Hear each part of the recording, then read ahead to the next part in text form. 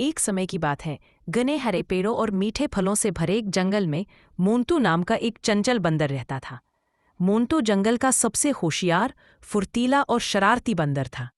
वह सुबह सुबह पेड़ों की सबसे ऊंची डाल पर बैठता, सूरज की किरणों से नहाए पत्तों को देखता और सोचता, काश मैं भी एक दिन इस जंगल का राजा बन जाऊं। मोंटू की यही सोच उसके जीवन का सपना बन गई। वह सिर्फ पेड़ों से झूलने या केले खाने वाला बंदर नहीं था।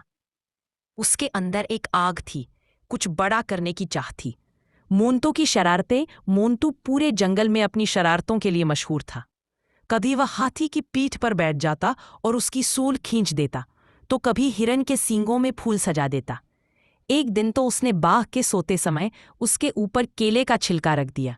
पूरा जंगल हंस पड़ा, लेकिन बाघ गरजा, मोंटू एक दिन तुझे तेरी शरारतों का मजा चखाऊंगा। मोंटू डर गया पर हंसकर बोला, गुस्सा क्यों करते हो, मैं तो बस आपका दोस्त बनना चाहता हूं। सभी जानवर उसकी मस्ती से खुश रहते, मगर मोंटू के मन में कहीं न कहीं एक सवाल हमेशा रहता, क्या मैं सिर्फ हंसी का पात्र हूं? क्या मैं कुछ ऐसा नहीं कर सकता जिससे सब मुझ पर गर्व करें? तूफान की रात। एक रात जंगल में भयंकर तूफान आया। आसमान में बिजली कड़क रही थी, पेड़ गिर रहे थे और नदी का पानी उफान मार रहा था। सभी जानवर अपनी अपनी जगहों पर छिप गए, लेकिन मोंटू ने देखा कि नदी किनारे एक छोटा खरगोश बाढ़ में फंस गया है। उसका बिल पानी में डूब गया था और वह डरा हुआ चीख रहा था। मोंटू का दिल कांप गया।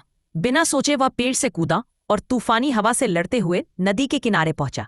उसने एक लंबी डाल पकड़ी और खरगोश की ओर बढ़ाई।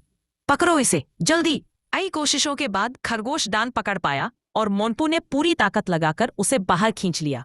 दोनों भीग चुके थे, लेकिन सुरक्षित थे। अगले दिन जब सूरज निकला तो पूरा जंगल मोंटू की बहादुरी की बातें कर रहा था। बाघ, जो कभी उसे डांटता था, बोला, आज से तुम सिर्फ शरारती नहीं बल्कि हमारे जंगल के हीरो हो। मोंटू का दिल